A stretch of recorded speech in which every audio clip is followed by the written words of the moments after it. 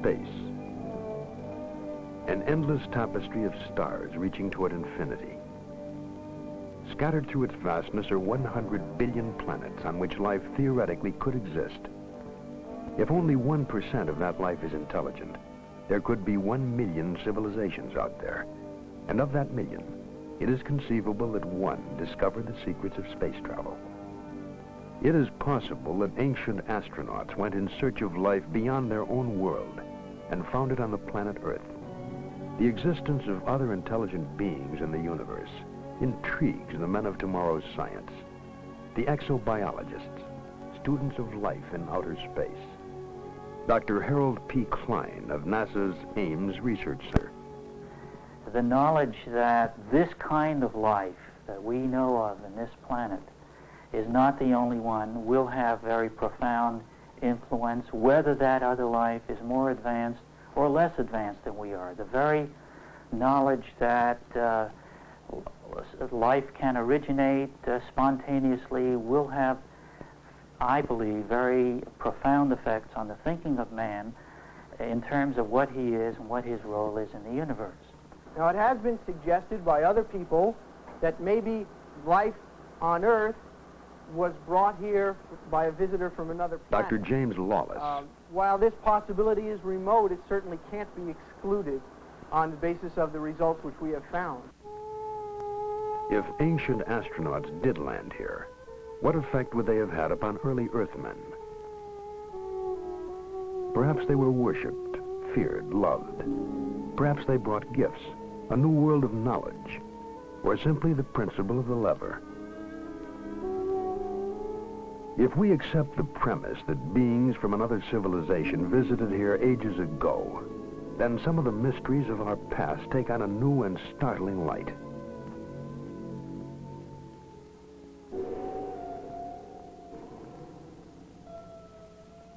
The Baghdad Museum in Iraq has on display a clay vase dating back before the birth of Christ. The vase is also a 2,000-year-old battery. A small copper tube is placed in the narrow neck, and a rod made of a metal alloy is inserted in the copper tube. When filled with hydrochloric acid, it produces an electric current. The vase was, it seems, a primitive galvanic cell battery. Count Volta is credited with having invented the electric cell 2,500 years later. Was the secret of electricity revealed to man thousands of years ago? Is it possible that this planet Earth has been visited by travelers from outer space? Did they wander through the throbbing light years of the universe in search of other life and find it here?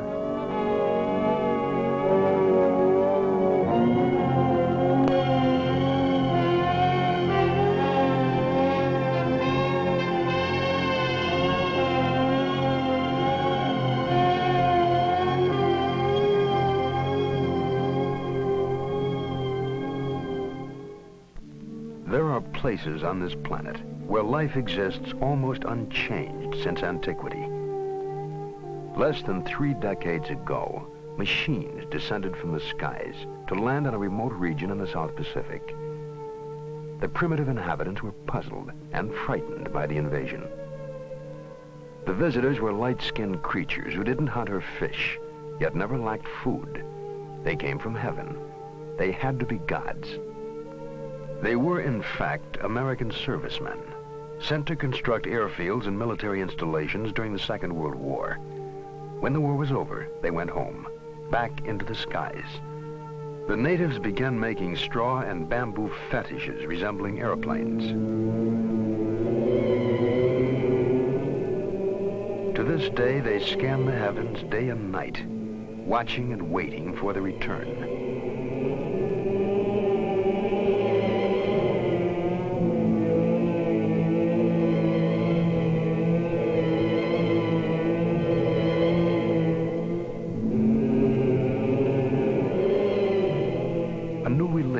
A new cult was born from the encounter between a primitive people and visitors from a highly developed, technically superior society.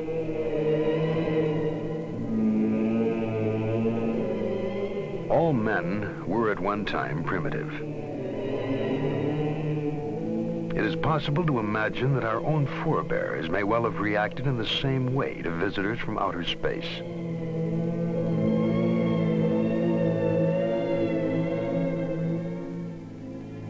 The world is a storehouse, an archive of unexplained phenomena.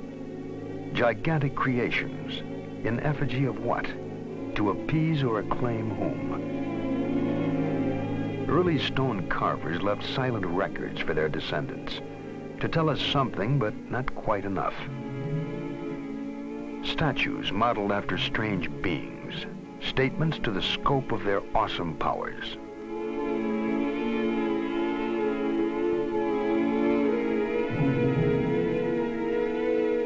Folk legend surrounds their origin. Strange stories of gods who appeared riding across the skies in flaming chariots of light. Whole civilizations were structured around these gods. Civilizations which at one time flourished and then mysteriously disappeared. Only stone relics survive to give mute testimony to their time.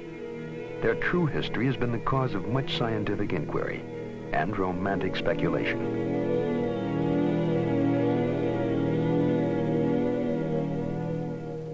Erich von Däniken, a German professor possessed of the mind of a scientist and the imagination of a romantic, wrote a book called Chariots of the Gods.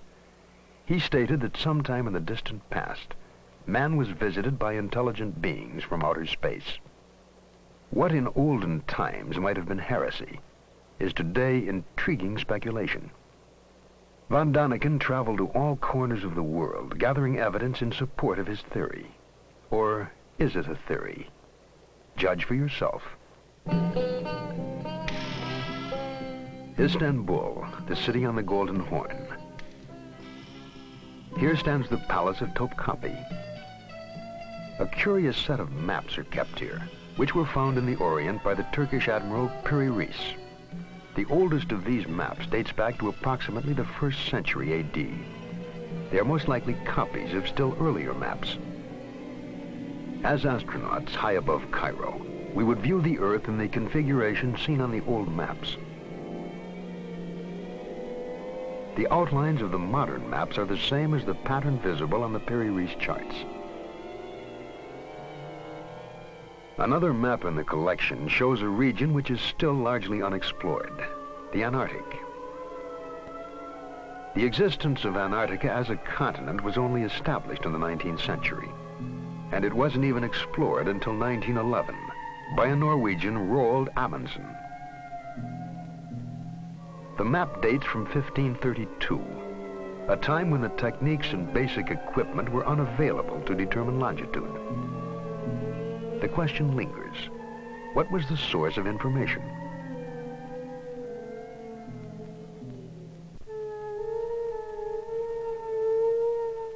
The world's first great cities might have been constructed, according to von Däniken, under the supervision of the same being who offered instruction for making the maps of Piri Reis. Teotihuacan lies on a broad, flat plain curtained by mountains in central Mexico. It was once the center of the highly advanced Aztec Empire. When the Spaniards arrived in the early 16th century, they found an established society of artisans and intellectuals. The name Teotihuacan means where the gods reside. And the city of the gods is dominated by the Pyramid of the Sun. It is 216 feet high and forms a small mountain weighing 2.5 million tons. The Aztecs worshipped the sun as the source of all life. They offered human sacrifices to the sun god atop stone pyramids marked with glyphics. Vague symbols relating the history of an ancient people. Archaeology seeks answers to questions about man's past by digging through what he has left behind. Here they uncovered a chain of riddles which stretches across the expanse of modern Mexico. A mile to the south is the Temple of Quetzalcoatl. Legend tells us that he was a light-skinned, bearded man who who came from the stars. Supposedly, he taught men law, the arts, and the cultivation of corn. The head of a great feathered serpent represents the god Quetzalcoatl. When Quetzalcoatl finished his mission on Earth, he departed to his native star, promising to come back someday. It is a pervasive part of mythology that gods fly to the stars with a pledge to return. The strain runs through all folklore.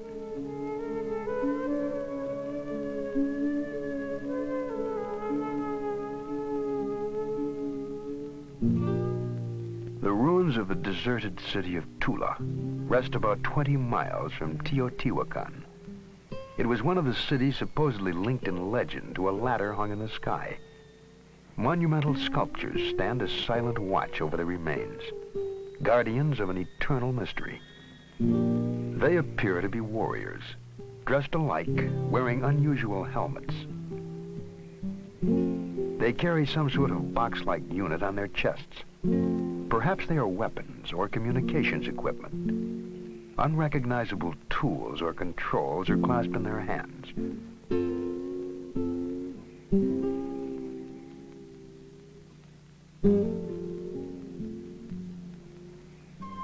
The nearby sacred well of Cenote forms a perfectly round crater in the rock. It is unlikely that it could have been formed naturally or by human excavation. It does, however, resemble a crater made by the exhaust gases of a very powerful rocket engine. To the east of Cenote is the ancient Mayan city of Chichen Itza. About 600 A.D., the entire Mayan population fled northward. There is no trace of war, plague, or famine to account for the move.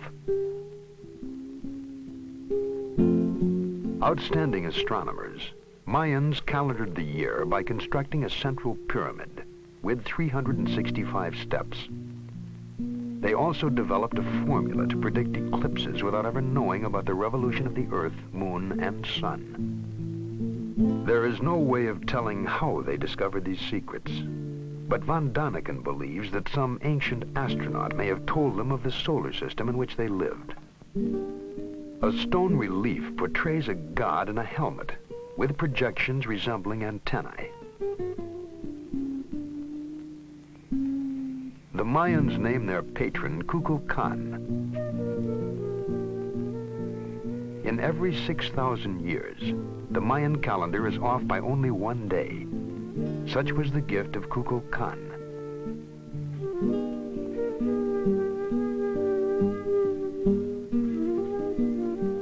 Kukulkan supposedly came from the stars and returned to them, leaving the Mayans to build observatories to search the heavens for him.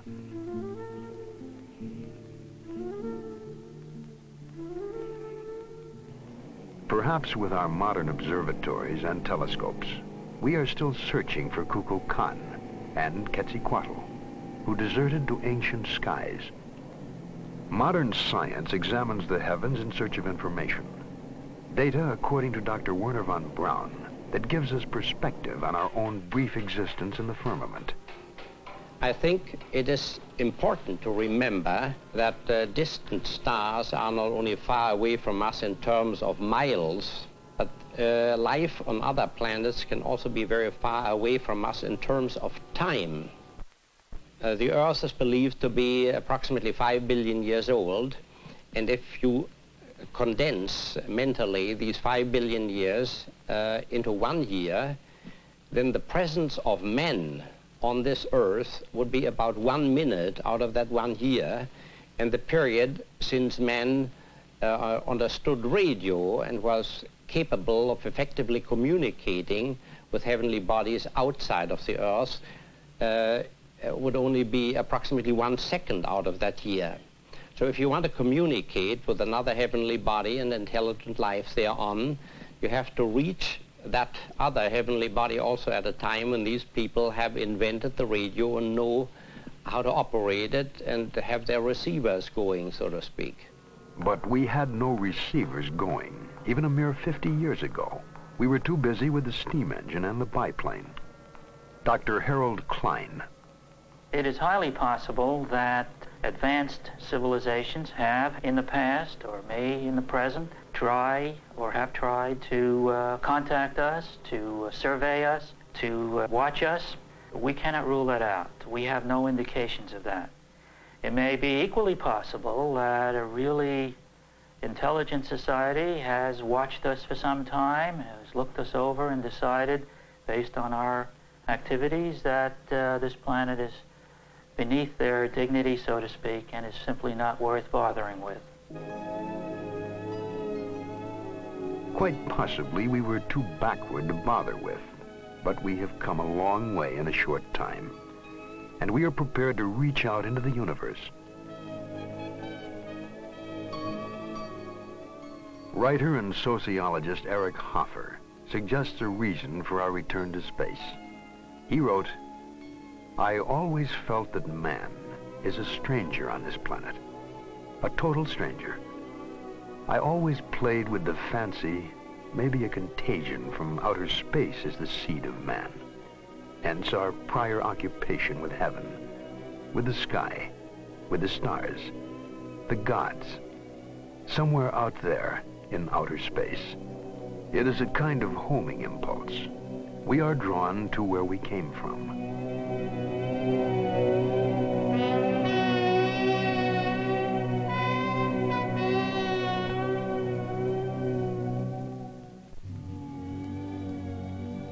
In the 7th decade of the 20th century, the landscape of the moon became familiar. Man went to the moon on his first mission in search of life. With him, he had to take his own life support system.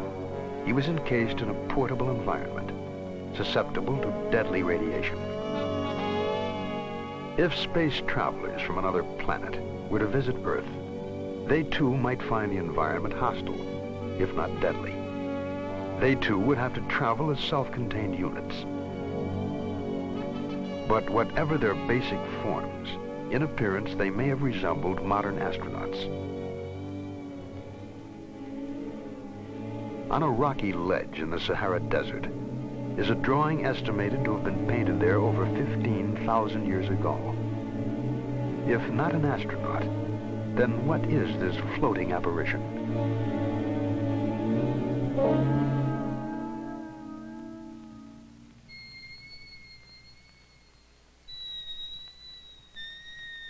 Henri Loti, the early French archaeologist, discovered the image of a 19-foot giant and called him the great god Mars.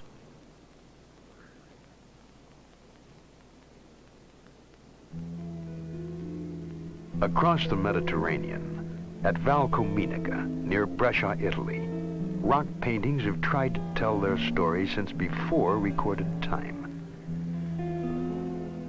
They are portrayals of strange beings in bulky overalls. Their helmets seem to carry antennae. In their hands are clasped some manner of tool or weapon. Still more evidence can be found in a 2,000-year-old rock painting found in Japan.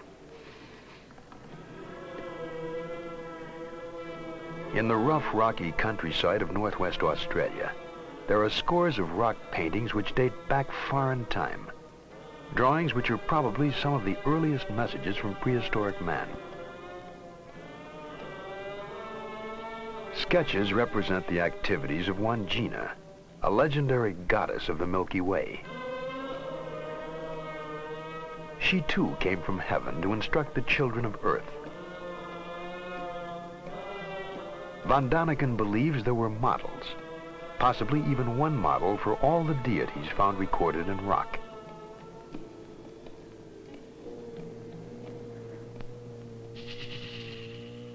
The mysteries of the past manifest themselves on all continents.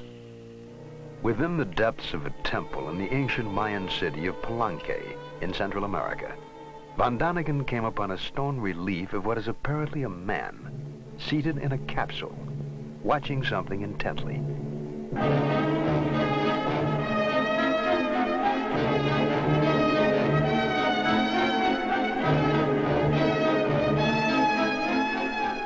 His hand seemed to be operating some undefinable controls. His foot pressing a lever. And at the rear of the capsule are jets trailing flames behind them.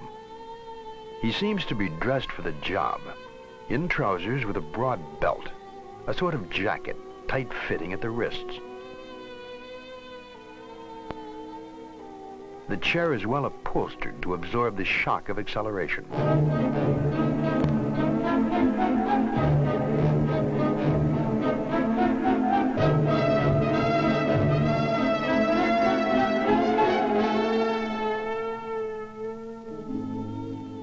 Mayan legend says that he represents their space-traveling god, Kukulkan, the winged god of Palenque.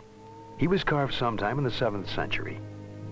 The possibility haunts us that this figure was the artist's rendering of the ancient astronauts who inspired the Mayan culture. The church of the monastery of Desanay was decorated with mysterious frescoes some 500 years ago. The monastery is hidden away in the peaceful countryside of southern Yugoslavia.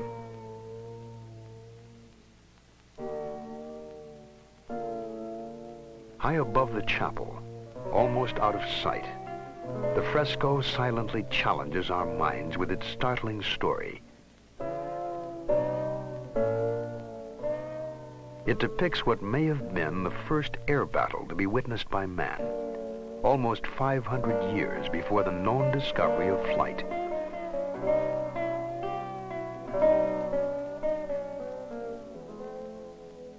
In the first capsule, a man is seated with his hand on some form of guidance mechanism. He appears to be racing across the sky in an attempt to escape from a pursuing ship. We can easily imagine jets at the rear of these aerodynamic forms. On the earth below them, people cower in fear as this air battle wages in the skies. If not an astronaut, then what reality might have inspired the frescoes of Desanay?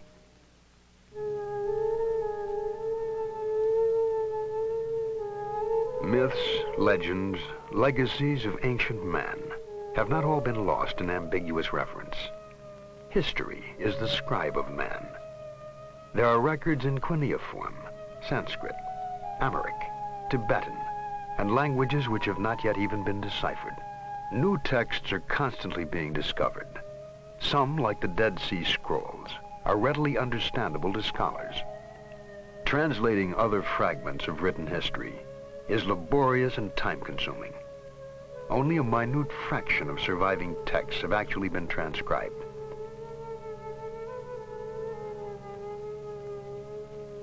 Accounts of godlike visitors abound. For example, in the books of the Tibetan Kanchur. The Kanchur consists of over 1,000 volumes containing the holy texts of Lamaism. Their secret code is the most complex ever devised. To date, only 1/100th of the Kanchur has been deciphered.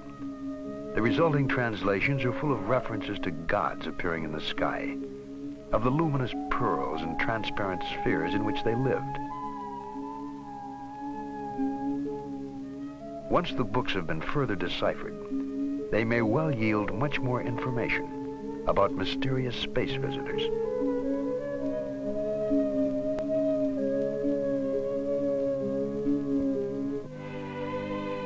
Closer to Western civilization, we have one of the world's most detailed records, the Bible. The Bible says that the Lord caused to rain upon Sodom and Gomorrah brimstone and fire. God sent his messengers to warn Lot's family of impending disaster. The angels told Lot, "Flee for your life. Do not look back. Flee to the hills lest you be consumed." The messengers were insistent that he leave the city immediately. Von Daniken wondered if they had foreknowledge of an impending cataclysmic explosion.